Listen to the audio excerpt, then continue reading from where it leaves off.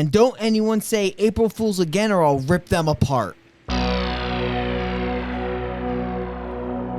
Hello and welcome to the final podcast, the last podcast you will ever listen to. Your final bros are here. Brian Hopper-LaGrasta and Shane Crust Drip Smith. And today we are reviewing April Fool's Day. April Fools, we're reviewing Sweet Movie. We said that we weren't. We said that was going to be an April Fool's, that we're going to move it back to fucked up February. April Fool's, we actually are reviewing Sweet Movie. Yep. This is April Fool's inception. You thought you were getting April Fool's, then you didn't think you were getting April Fool's. You're still in the April Fool's. Yeah. So let's talk about families vomiting while eating dinner. Fucking gross. Let's talk about girls just swimming in shit. Yeah, oof. That's going to be a fun one to talk about today. Triple April Fools. We are doing April Fool's Day. April Fool's Day. We're not that sick. We're reviewing April Fool's Day. Literally recording this on April Fool's Day. Yes. Yeah. Don't worry. Sweet Movie. We'll give you fair warning when we touch that one. It'll be next fucked up February. Yeah. I think we're going to do like a vomit theme next fucked up February. We're going to do Slaughtered Vomit probably, right? Yep. That movie. Then Human Centipede 3, just so we never have to touch that series again. I literally just want to do that as soon as possible. Let's get that series away from this podcast. Yes. Yeah, but all right. We are talking about April Fool's Day. A movie I watched a couple years ago with Brian and our other podcast husband, Mike G, and I hated it the first time we watched it. It didn't click for some reason. Yes. And I don't know why, because it's like everything that we like. Slasher, 80s fun. And that's I don't think we gave it enough attention. Yes. To that movie. Like I don't think because on the rewatch it was good, certainly enjoyable. Yes. Like, I love 80s like slashers. Mm-hmm. I love the acting. I love how like it just like it exudes 80s. Oh, absolutely. I actually like the music too. Yeah. Like that creepy music that they play. Very good. Idea was cool. It was a cool theme. Like they kind of intersperse April Fool's Day jokes throughout the movie. It's so fun. Some of them I'm just like putting myself if I was in that house. Like it's so annoying. I know. Like you're just trying to wash your hands and the sink is shooting water at you and like the lights, you flick on one light, then another light goes on, the other one goes off, the other one goes on, the other one goes off. It just keeps like rotating lights. It's pretty gay. Just a little bit. But I liked it. You're chipper today. I am. I'm in a good mood. Yeah. So let's do it, Brian. You just want to jump in? I love jumping into the spooky pit. April Fool's Day was released in 1986, the same year my parents got married. Oh, wow. Yep. Well, it's a killer April Fool's Day weekend for 9 college friends at an island mansions. Directed by Fred Walton, stars Deborah Foreman as the Muffster, Griffin O'Neill as Skip, Clayton Rohner as Chaz, Jay Baker as Harvey, Ken Oland as Rob, Amy Steele as Kit, who I'm pretty sure is in one of the Friday the 13th. I think it's the second movie she's in. Okay. Amy Steele. You can give that a look. I'm going to look it up right now. Leah Pinsent is Nan, Tom Wilson is Arch, and Deborah Goodrich is Deborah Goodrich is Nikki. Those are 9 folks. Those star as the 9 college students that are going to the remote island of Muffster, Muff Dive. Old Muff Island. Oh, yeah, she is the main character of Friday the 13th, Part 2. She's the final girl there. Interesting. Yeah, I remember her. She, I think, is dating the counselor. Yeah, yep. Kind of plays a similar role in this movie, honestly. It's just like the main squeeze of what's Rob. Rob, yes. He's kind of like one of the main characters. It's probably Muff is the main character, maybe. Yes, I would say, you know what's crazy? I thought Nan was going to be the main character. She is like so fucking relevant to the end. Yeah, it was like a maybe I just like misread the situation wrong, but I thought she was going to be the main character. Yeah. She wasn't. No. This movie's it's got a very interesting idea. Yeah, and when I like you said, I just don't think I like maybe paid attention enough or appreciated it enough the first time watching it, because it's done pretty well. It is done really well. The execution, I like it. It probably was an original twist ending at the time, and I enjoyed it. Like I knew it was coming, but it's still like this was so much better on a rewatch for some reason. Yeah. I completely agree. Like, I do agree. Like, you can kind of tell there's going to be a twist to it, like just the way the movie's set up. Yeah, I liked it. The movie does keep a mystery alive because you don't know why the killings of these kids are happening. They make it like Muffy is going nuts. Yes. And that she has like a twin that's psychotic. Yes. So the setup is more so, I feel like it's that's never been Muffy. It's been the twin the whole time. It's not Muffy, it's Buffy. Buffy, yes, the vampire slayer.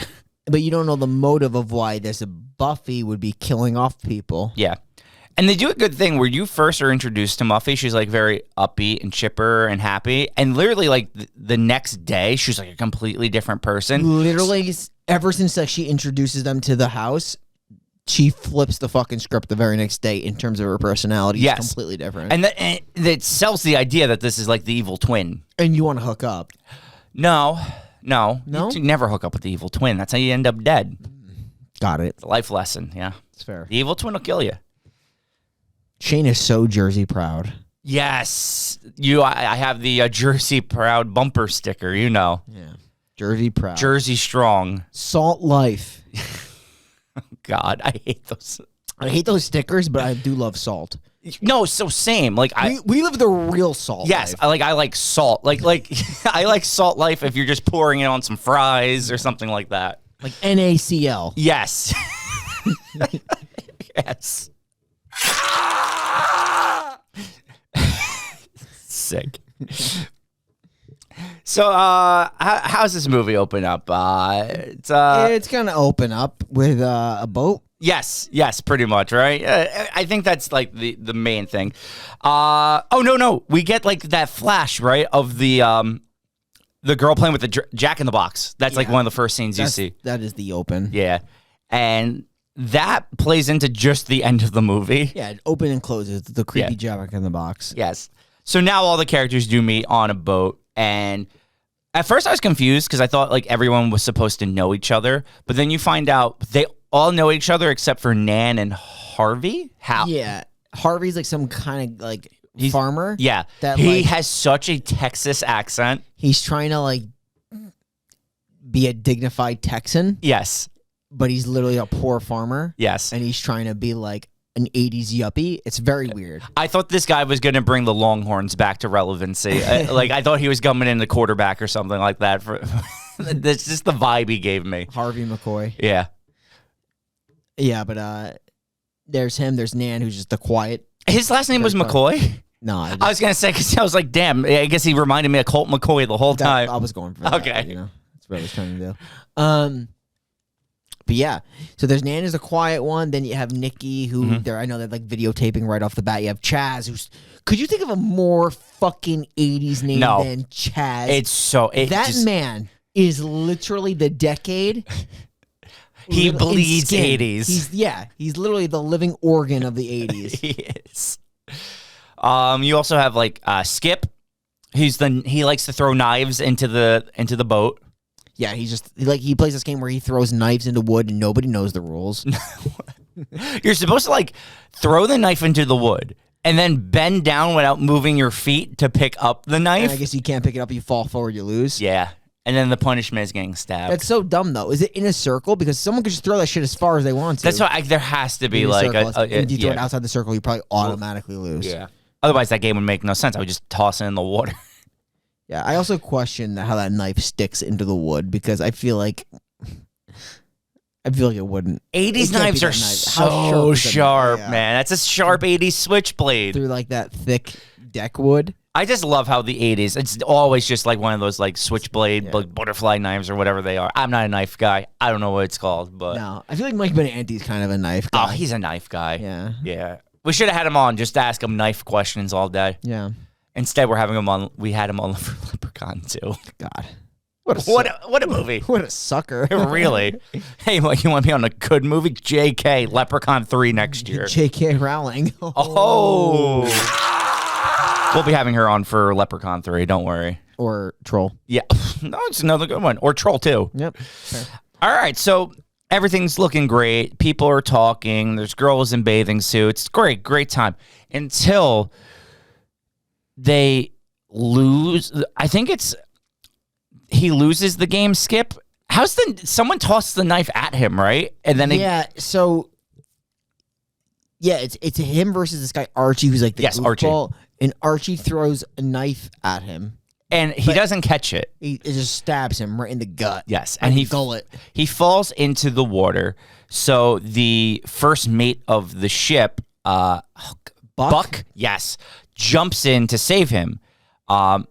April Fool's, first one of the movie. It was all a ruse. It was a knife belt, fake, all fake. So they're about to dock, and Buck's like, I don't need to get on the boat. Just throw me the rope. I'll dock it from the water. Horrible idea. Well, that thing is kind of like colliding with the deck space. Yeah. And not giving him a chance to dock anything. No. So instead, there's a gruesome injury here where Buck's face gets smushed between the boat and the dock. Now, you're thinking, oh, his head exploded. No, his eye popped out. Yeah, so, like, for me, I immediately thought, like, I don't think the injury fits the scene of the crime. The collision, so I was like, odd, because when he gets back, they pull him back up, half his face, it looks like a burn. Yes. Like, half his face looks scarred, and his eye legitimately popped out. Which, if it was just the eye popping out, I'd be like, okay, maybe his eye just got caught in the corner of the boat. Yes. But it looks like he went through a burn in water, which confused me a little bit. Yeah, so I thought this was going to be an April Fool's joke. It's not. It's not. He has to get rushed to the hospital by the ferryman. The ferryman. I don't know his name. We're just going to call him the ferryman. Actually, I checked IMDb. Ferryman is his name. And the police officer that happens to be there. And we're just going to call him police officer. Yeah, he has a name. I don't remember it. We're just going to call him police officer. We'll call him police officer. He doesn't show up again till the end of the movie anyway. We're not married to names too well. I did, but the one guy is literally just credited as ferryman. So that's true. You would consider yourself kind of a ferryman. You've driven a boat before. I've driven a rowboat before, so I mean. And you're an expert. You'd consider yourself an expert. Yeah, no, I'm really good at it. And I know you're so good. And because you're so good, I actually do have a question. I love this. What is your favorite cookie? And how would that help you survive a shark attack? So my favorite cookie. This is tough, right? I probably have it narrowed between. I know what you're going to say, though. I know it deep in my core what you're going to say. It's going to be white chocolate macadamia. It's not. Wow, that shook me. I'm not going to lie. I'm sorry. I was almost 1,000% positive. Yeah. Are you just going to go like... Can I give you a top three? Yeah. Okay, so Thin Mints from Girl Scout cookies. That's a good one. Oh, so you're going to go like for like the Samoas and like... Okay, so that's the thing. Because now my second was going to be Samoas from Girl Scout cookies. And number one, I'm going to say, and this is going to be strange, I fucking love it though, Candy Blast Chips Ahoy cookies. I never tried those. They're good. They're just Chips Ahoy cookies, but the chocolate chips are coated in like a candy coating. They're fantastic. Awesome. So Chips Ahoy is gotta be like one of the most underrated brands in the entire world. Chips Ahoy cookies are like legit. They're the only time I don't mind a hard chocolate chip cookie. I love their hard. If you bake like a chocolate chip cookie, it needs to be nice and soft and gooey. But like a hard Chips Ahoy so good. is fantastic. They're so good, and they have so many good flavors. It's so underrated. I feel like they get overshadowed by like the more popular cookies, like Oreos. Well, I love Oreos. Well, honorable mention to a double stuff. No, but you don't have to tell me. I love Oreos as well. Yeah, I think Oreos is one of those things where like the actual OG Oreo is like the worst. No. Your favorite? I think it's my favorite.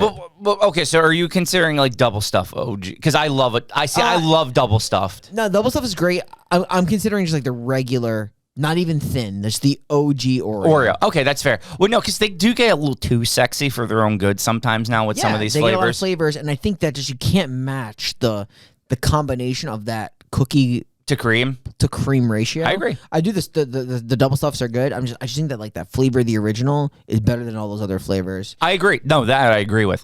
There was one they introduced that I really liked. It was like a 4th of July like red, white, and blue Oreo.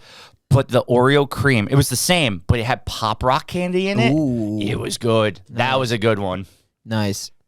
And this is cookie talk. Yeah, this is cookie talk. But how would that help you survive a shark attack? Okay, yeah, true. Part 2. So hear me out. we've done shark movies before. We've done Jaws. We've done Shark Season. I've learned sharks cannot resist a Samoa. Okay. Yeah. So they like You're if you gonna just lure them away with a Samoa. yes, if you just put one out, they'll grab it, bring it back to their like, shark den and dip it in some tea or something. Do you think? Oh, they're gonna go through all that. Like, I was like, do you think they're just gonna go through the motions of like enjoying their cookie, or do you think they're just gonna gulp that down and then come back for you? Oh no, they're gonna go. They're gonna like sit down, grab a little tea, a little book. It's not like so it is like a pit stop. Yeah, it's a pit stop. Yeah, yeah. We're good. You're safe if you can throw a shark or Samoa. Nice trap. Oh, that's cool. Scooby Doo. Yeah, exactly. Take Velma. Oh God, we watched all of that. We did. So yeah, we watched the entire first season of Velma.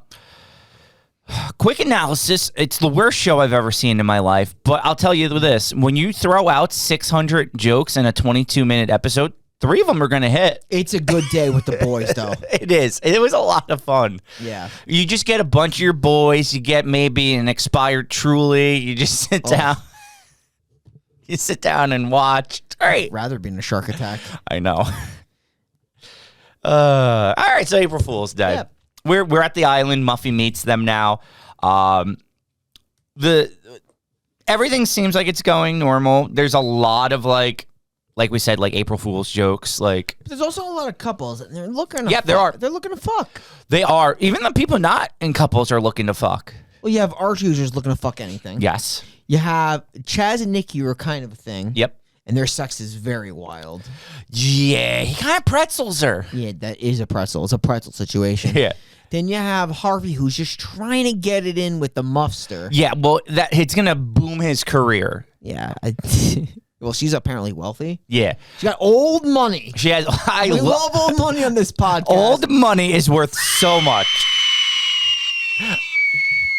We haven't talked about old money in a long time, but old money, it's like right up there with me gold. Me gold is like literally priceless. Priceless. It really is. But nothing beats old money. No. So you meet all these people, and then they're going to have the dinner scene at night. The dinner scene opens up with, I think it's Nan sitting on the whoopee cushion. Yeah, and then a couple other people just fall into the whoopee cushion prank. Yes. I think then it's is it Chaz who sits on the chair that folds and he falls backwards onto his neck and spine? It might be Archie. Archie. Yeah, it is Archie. So this whole dinner is just April Fool's jokes. Bunch of April Fool's jokes. Imagine if someone just like bent down and then another man fucked that person and then there was a circle of shit and blood afterwards. April Fool's? 120 Days of Sodom. Yes, that's what I thought you were going for. So I was like, did they say April Fool's in that movie? What a movie. What a fucked up February, huh? Ladies and gentlemen? Fucked up. That was first of fucked up February. Yeah. We didn't even do a fucked up February on our first year. It was our We second year didn't. of the podcast. Well, because we were still like getting our bearings, figuring out what we were doing, and then we realized February is the best time to do fucked up movies. And 1 month from today, exactly 1 month from this day of recording, is our 3rd year anniversary. Wow. May 1st, 2020, we started this potty. That's right. Oh, I don't even know what movie we have planned for that. It's probably something that just like It's so random. Totally random and uneventful, but Yeah. I mean, no, I actually do know what it is. I do know what it is. Oh, wait. I think I know what it is, too. Hold on. I'm going to look that up because it's actually... something loud, I think. is, It's something you Yep. do when you're yelling. Actually, I like that for our, It's a good 3-year it's a good anniversary. 3-year. Yeah. Okay, cool. Sometimes things just fall into place. For sure. Okay, so Nan's gonna give like a little toast. She's like, oh, "Thank you, everyone." Can you give a toast? I gave a toast on our 100th That episode. was so sexy. Thank you. I thought it was decent too. Great. So I'm glad you. fucking I'm glad great you toast. agree. Good toast. Yeah. So Nan gives a little toast, and like everyone's kind of laughing, even though she's like very like sweet and endearing. And she's like to friendship and new friends. And your first thought was like, where's the diversity in this group? What's the 80s? So I was shocked there wasn't one black character. There was none. Yeah, there's 0. There was literally 9 white friends. Yeah. What am I watching, Friends? Solid. Good joke, Shane. Thank you. 9 white people. I guess that's what college looked like back then. Probably. Get smart, fuckers. Okay. No. Edgy. No, I can't say that. You can't. No. Now you're being edgy. No, I mean just like fucking get a job. Jesus. No. I mean, let's be honest. These 9 white boys and girls, I don't think any of them have jobs. none of them are gonna get jobs either. No, Harvey, that guy Harvey is fucking aiming for like he's gonna try to be like a big shot Texan, but Harvey's like. he's destined for farm life. Yeah, I was gonna say Harvey's future is just being a ranch hand. That is Harvey's future, and nothing wrong with being a ranch hand. But when you have as the high aspirations as he does, that he's going to be this famous actor or like the next quarterback of the Texas team at college, like he's gonna be a ranch hand. Nan is gonna be nothing more than an au pair. Yes, Let's be honest. yeah. Fucking Muff is the only person that's gonna make out. I think it's old money. You know? I think Archie has a career in stand up. You think so? Yeah, I think Archie can do it. He could do like the Carrot Top routine, just have some props and fall off the stage. Couple of ringers. Yeah, they'll be fine. So Muff then gives another toast because Nans was stupid. So as she gives her a toast and they all go to sip, hole in the glass got you all. Classic hole in the glass. I don't really know how this prank works, to be honest. Because it'd be leaking the whole time. 100%. So I don't know if it's like triggered. There's like a mechanism that triggers it when you're poor. Like you're actually. Yeah, I don't know. This one I can't explain. But it spills all over. April Fool. A lot of April Fools. April Fools. It's April Fool's weekend. You know? It is. Yeah. Love it. On the aisle. So everyone's going to disperse into their own rooms, right? So this is where we see pretzel sex. Like you said, I think that was Archie. Chaz and Nikki, because they're interlocked in pretzel sex. And we haven't passion bumped in a while. Yo, What are you thinking here? 100%. Passion bump. Passion bump. Passion bump. My G. Gosh, that never gets old. It doesn't. We haven't done it in a while, though. No, because honestly, we don't review passionate movies anymore. No. What was there passionate about Drag Me to Hell or Leprechaun 2 or Sinister? Yeah, none. Like- None, literally none. I'm just thinking of all the recent movies. There's just no passion anymore. Where is the passion? Yeah, I mean, we did go through like the fucked up phase too. Like, you're not gonna get a passion No. scene if it's usually fucked up. Like, we were edgy, but we're not edgy enough to passion bump the human centipede, even though I think we might have. Wait, total edgelords. Yeah, come on, what are we? I'll tell you what we are. We're not people who fall victim to the exploding cigar prank. Oh, the exploding cigar in your face. Yeah, I hate to see. How does that work without you actually burning out your eyes? I don't know. It's so dangerous. I would never do it. I feel like litigation is almost guaranteed at that point. You're right. You're gonna get in trouble. It- Not a good idea. Yeah, it's rough. Because also, like, it happens because, like, so Harvey's, like, doing his, like, And this hey, is, Muffster, I think I'm worthy of this role here. yeah, and we should just clarify. This is Harvey the Texan, not Weinstein. Yes. He does go by Hal, right? Is this? Hal for short. but Hal I think for I short. think the name is Harvey. It is. Why is it Hal for short? Is that actually a short for Harvey? I don't know. I don't know any Harveys. Me You neither. know? Except Matt Harvey, Oh, the pitcher who, like, who was on the Mets. and then on the Angels, and then sold drugs to that one guy, allegedly. But this, like I said, we've sidebarred enough. We don't need to sidebar into baseball litigation. No, we don't.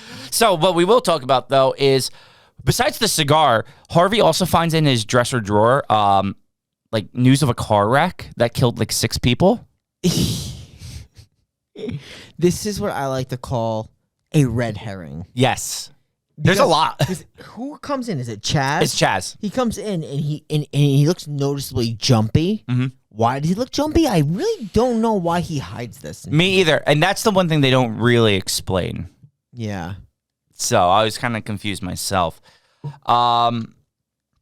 So after that, so Skip has not been really around the group. Skip's like going through it because he feels bad. He feels like he was the reason Buck got hurt. He's like, going through a lot of emotions. And this is Skip and April Fool's Day and not Skip Bayless, that commentator for sports that has the dog shit takes. Yes, and it's not Skip Schumacher, the current coach of the Marlins. Got it. Yeah, this is Skip from this movie.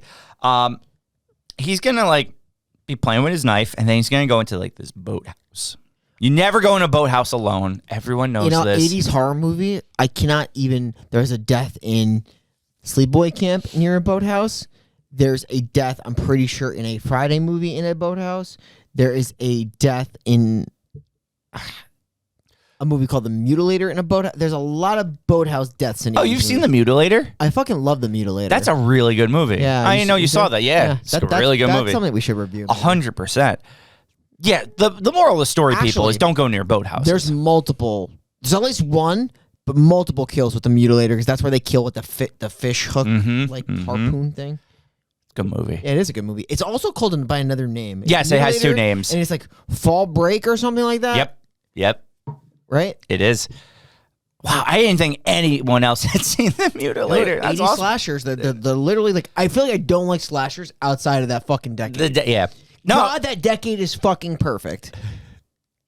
It's such a great decade. The music was fantastic. Fucking fire the music. Dress code was fantastic. Dress code, you literally, like, we can't tell genders now. You could never tell a gender in That's the what I'm 80s. saying. The 80s was doing it before it was cool. Like, there was defined genders, but you still couldn't tell. Yeah. The 80s was lit. Fucking, you could get away with fucking anything. There was no you rules. could do coke at work. The 80s, lawless time. Literally could get away with bloody murder in the 80s. Yeah. Crime rate was never higher in New York than it was in the 80s. That's a fact. But was Wall Street booming in the 80s? That's the thing. Of course it was. Of course it was. It was the 80s. Those brokers were on so much coke. They were. Yeah. They were out there doing coke, killing strippers, doing coke, killing strippers. No one cared. It was the 80s. It was the 80s. Honestly, what a time. What a time. So Skip's going to get killed, right? In this boathouse? And he gets killed in a way where, like, you don't see him get killed. No. He just kind of floating. He's just floating. Because the next day, it's Nan goes into the boathouse where she sees the body floating underneath. She tells everyone. They all go running, but the body's not there anymore. No. So everyone's like, nah, it's probably an April Fool's Fool's joke. second Yep. joke. Yep. April Fool's second. Nice. Yeah. Good one. I like that. Thank you. So they're like, I think they were doing a full-on search when, is it Archie gets caught in the upside down? That would be Archie. Yeah. So Archie gets caught in a trap that's hanging him upside down by his foot while a snake is just biting at his face. Genesis 3. Yes. Dan Ravenda. All of it. It's our buddy. He's a snake. He is. The Slytherin. Slytherin. Yep. Serpent. Topical. Deborah Logan. All of it. We'll get there. Yeah, so the snake is biting at him, but the snake doesn't get him. We see a arm like moving towards him, and we assume another off-screen kill. Yeah. Yeah, I mean, you see like the feet like moving occasionally of this murderer. So this is going terrible. But now Nikki and I think this is Nikki and Chaz now are at the well. They're at the well, and Chaz is a bitch. Yeah. He doesn't want to go in. Nikki's going to go in. Yep. You ever let your girl go in like that? Yeah. Okay. Yeah, I would. You're right, because the women should be fodder before the men. Well, I'm telling you, I'm not climbing down a well. So if she wants to go down the well, you should go down the well. Gross down I ain't going down there. It's so gross. It's disgusting. And those footholds, are they strong enough to hold you? No, because Nikki falls into the well. She's gonna fall into the well. What's she gonna see in the well? She's gonna see the heads of Skip, Rob, and then Nan's entire body. Nan is gone. Nan's off screen. Yeah, everyone has been off screen. Is it just their heads? No, she's her body floating. Right? Yes, and the other two are their heads. Their heads. Everybody seems to be dead in there. Yeah, so she finally escapes, and she's like, they're all dead in there. Chaz pulls her up, right? Yep, he helps her. He finally does like the right thing and helps her up. Yeah. It's bad. There's a lot of dead people. Is this the kind of movie that makes you really want to crunch? Like a chip? Just crunch on something. Yeah, I was probably having some chips during this. Maybe some salt and pepper. Really? Yeah, I love a good salt and pepper chip. That is good. Is that Kettle? Or It's Kettle. Yeah, that is a good fucking chip, Shane. Yeah, salt and pepper Kettle chips. It's a good chip. It's a great chip. You never put cheese on a pretzel. You always put mustard on a pretzel. Oh, if you are a person out there, and I don't want to alienate our audience, but I'm going to. If you are a person out there that decides, I'm going to put cheese on my pretzel instead of mustard, you probably shouldn't be listening. You should probably be institutionalized. Yeah. Also, if you decide to put ketchup, strictly just ketchup on a hot dog, Heathen. The only thing that belongs on hot dog is mustard, chili, or like, cheese or something like that. agreed. You don't ketchup. Chili cheese is actually pretty good. Yeah, that's what I'm saying. Like ketchup? Like, what are you, a 5-year-old? Ketchup belongs on a fucking hamburger. Yeah. Look. Like, you don't put mustard on a hamburger. No, you put ketchup. Like, if you're a child, you get until the age of like 5 or 6 to use ketchup because children don't start with mustard. They start with ketchup. Of course. So you get that.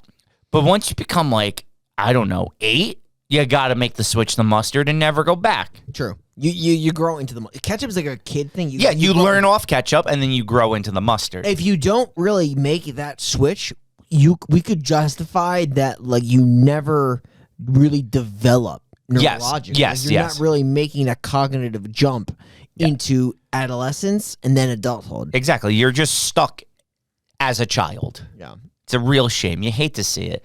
Like put it like this. I don't want, we're just going to, if I'm going out on a date with a girl and say we're just randomly getting hot dogs, if I saw her put ketchup on her hot dog, it's over. She's got that like. I got to move on. Got that Paw Patrol DNA. Yeah, I just got to move on. Yeah, that's literally a breakupable offense. It is. It's Just sick. like let's end the date. Yeah, it's like I'm disgusted now by the You person sick- that you are. You've sickened me, you bitch.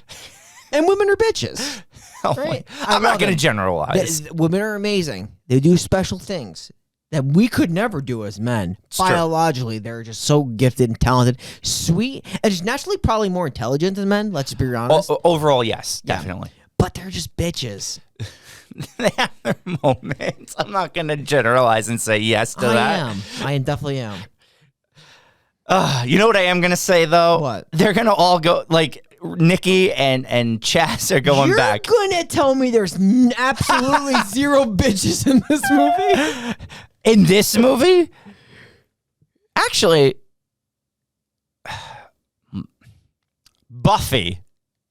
Buffy's a bitch. Buffy's a little bit of a bitch. Because they're going to go back and they're like, oh my God, Skip is dead. Rob is dead. Nan is dead. They call the police and the police are like, okay. The police are like, yeah, we're still with Buck. It can't be Buck who's the killer.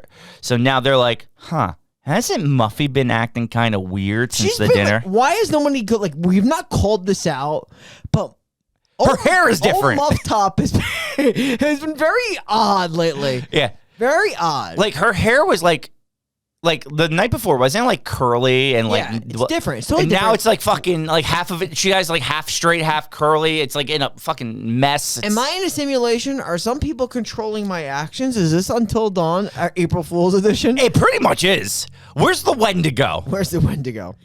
So the group is like, all right, we got to figure out what's happening. We got to figure out who's at fault. And we have to like all separate because that's the smart thing to do. So Nikki and Chaz are like, all right, let's like shower. One goes to shower and one stays back in the room. And Chaz is just like instantly killed off. I think he gets his dick ripped off. They don't show it, but they show like a blood dick. Yeah, because when she goes in to see, I love how he's like holding his dick and she moves his hand. Yeah. And he's got like a blood dick. Yeah, he's got blood dick. And then she gets killed from behind because Yeah. the person comes and grabs her. Yeah. I think now this is like the Rob and Kit show now where they're like, they go upstairs to investigate and they tell Harvey to stay in the hallway, make sure no one comes in. Well, in a couple of minutes, Harvey's just about to be going on a fucking knot fest. All right, Harvey looks like he was like, the way Harvey is hanging, he's like hanging by his neck, but he's like also like bound and tied up. And I was like, was he trying to get off or like, Oh my and was this an God. accident? He is in a weird position because his like legs are crossed Yeah. and he's hung. It's very odd. Yeah, he's dead. This man that's a dead man. They also find Nikki and Chaz's bodies. They're like, okay, this is now bad. So now they know it's Muffy. Yeah, it's the muffster. She's killing everybody off, and there's only 2 of us left. Yes. So they run and hide in the basement. And in the basement, this is like they learn that Buffy was institutionalized. They see like the what are those called? Markings of the height for kids. It's literally marked in fucking chalk. Yes. Are you asking questions at this point? I was asking questions. Yes, because it all seems staged. It seems very staged. Because this is when they're going from room to room and literally just finding clues. You also see like when Muffy like locks the like window for them to get out. You clearly see like a woman doing it, and she's like the only woman left. Yeah, Muffy / Buffy or Buffy.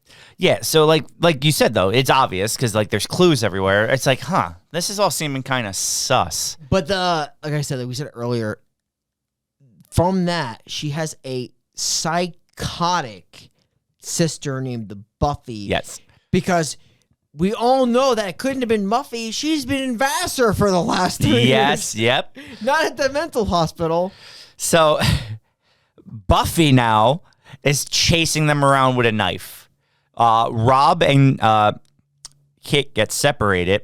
Rob gets locked behind, and Kit is being chased with a knife. And then the big reveal, she opens up a door to the living room, and everyone is in there. This is actually really funny, because like someone's just smoking a pipe. Pay literally no notice to her. Yeah. And it's all the characters that were dead. Yep. And it's not just the dead guys. It's the ferryman. It's Buck. The cop. It's police officer number one. there. They're all there. And then they're just like, April Fools. And Rob, who's running from the muffster, also barrels into Yeah. there.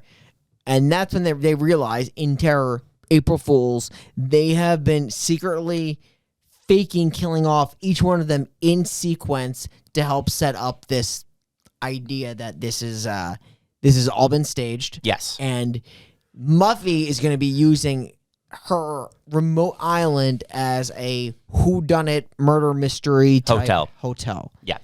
And what you learn too is like no one was in on it. No. So the only person that was in on it was the first kill, the ferryman, and Buck. Yeah. So you and the police officer. Correct. So you learn like Skip, who was the first kill on the island, was her cousin or brother? Her brother. Skip is her brother. Yes. So she did have a twin, but it was a brother. So he helped her set it up by being the first kill on the island. So it's really Skip Buffy. Yes, Skip is Buffy. You learn that Buck is actually not a first mate on a boat. He is a special effects artist. He did like the heads and all that. That's how he did the eye makeup.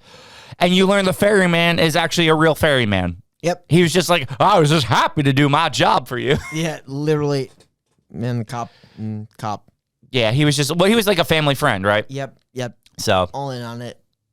I bet. Yeah, that's what they're going to use this house for. I mean, it's a cool idea. Yeah. Cool concept. I like it. and none of the friends knew. So basically, like when she like hung Rob up, she like came up to him and didn't kill him. She's just like, okay, this is a murder mystery. You have to go along with it. You're going to hide now. And she just did that one by one. The reveal of when Kit actually knocks through the door and like looks shocked and just sees them all and they're not even paying attention to her is honestly a really cool reveal. Yes. Because you, as the viewer, like you know exactly what just happened. Yes. But she just looks like absolutely shocked because she thinks everyone's getting murdered. Yes. And she's seen people get murdered. And they're just like not paying any attention to her until eventually like Rob breaks in and then it's an April Fool's joke. This is also just how you give someone PTSD. Funny thing is that as Muffy's for sure mentioning all this, she mentions that the snake was unplanned for Archie. Like, he could have just been bitten by a fucking snake And died, yeah. This kind of sick. We're gonna have the kinks, but there's a snake there. Sorry about that. Yeah. But there's always going to be some growing pains. Of course, you gotta always going to be growing This was the pains. test. This was the trial. This is the beta. Yeah, it was. It's definitely a beta. And it went off well because no one actually got hurt. It worked. Yeah. So now, Muffy, God, there is no Buffy. Muffy's going to go up to her room and just start playing with a Jack-in-the-Box. Like at the beginning.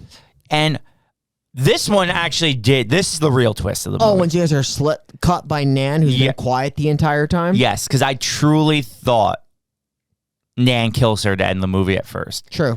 But it's another April Fool's. It was a blood bag. Ha, ha, ha, ha, ha. Threw me off. Threw me off. I also don't understand how she had this. Me either. Like, let's be honest with you. She just carry around like a prosthetic fucking knife that has a blood spitter attached. I actually have no idea. Unless you found it in the house. I mean, because that place was jerry-rigged with April Fool's Day traps, so I wouldn't doubt it. True, it could have just been like in the basement or something. Literally like that. everything they did for like an hour and a half was related to an April Fool's joke. It's a fact. And then there was the penultimate April Fool's joke. Which was the whole thing. And then there's that time that you had sex in a field after a wedding. Not an April Fool's joke. No, you're just throwing that out there for no It's reason. also a lie, 'cause I don't think you had sex, but No, you did sure. fertilize the field. Yes. So April Fools. All right, that is April Fool's Day, and I'm gonna go into my review now. Let's do it. So let's do it. Like I said at the beginning, I hated this movie the first time I saw it. Then I think I paid more attention, and I really got to appreciate how like well done this movie is, and just how goddamn 80s this movie is, which I really like. It's a very entertaining movie, despite the fact the ending gets very predictable towards the end. Yeah. I think that's the only thing that takes away points from this movie. But overall, I enjoyed it, and I think a 6 out of 10 is a very fair rating for this movie. 6 is the rating for this movie. It's also what I'm going to give it. I had it as a lower rating. I had it a 5 before because this was definitely better on rewatch. It was more entertaining on rewatch. I like the ending. I do agree with you. It does get kind of predictable towards the end. But even still, like the fake kills, even though you thought they were kills, were good. Yeah. Like I didn't dislike them. There's a lot of off-screen stuff. The first 3 are off screen, but then they start to show more of the bodies. But after. it's entertaining. Yes, it is. You know, it is really entertaining. I like it, and I was invested. Whereas I feel like the first time I watched this, I was super not invested. I don't know why, but Same. I really did enjoy this movie. And yeah, no, I think it. Like we always love like that 80s feel. It's very "Don't You Want Me?" It's very "Living on a Prayer." Yeah. It's very Gorbachev. Take down that wall. It's all of that. It's all of that. It's like a roller skating rink or something. Yeah, it's very roller skating for sure. It's very derby. Yes. For sure. It's very cocaine. It's very Reagan. It's very fucking Duran. Yeah. Yeah, slasher. Yeah. That whole thing. Ooh, yeah. Boathouse. Now we run into an issue though. What's the issue? No one died. Oof. Nobody died at all. So we don't not have a. Yeah, we don't have one. Yeah. This is only the second time ever. Muffy's mom. Can't really do that, right? Because Muffy's mom was technically dead. Dead already. But- Yeah, right? Isn't the Omen not Omen. Poltergeist. The only other movie we did without a eulogy? Yeah, I think so. Yeah, this movie doesn't have one. So Yeah, so we just gotta skip we gotta it. skip the eulogy for this week. But I can tell you this. Next week, Are we gonna have some kills next week? we're going to have... oh, my God. I don't know. I actually don't. Technically, we could put one person in next week. Okay. I'm gonna be honest with you. I don't even know the movie for next week, so you're gonna have to tell me. Oh, okay. So I'm going to tell you right now. Next week, we're going to review The Babadook. Duke. Yeah, we could put someone in. There's one person. Yep. But don't let that detract you from watching next week and listening next week, because it's a good-ass movie. Tubi has the Babadook. So It does. It's where catch I it on watched it. Tubi and then like watch our review afterwards, because we'll regale the tales of the Babadook.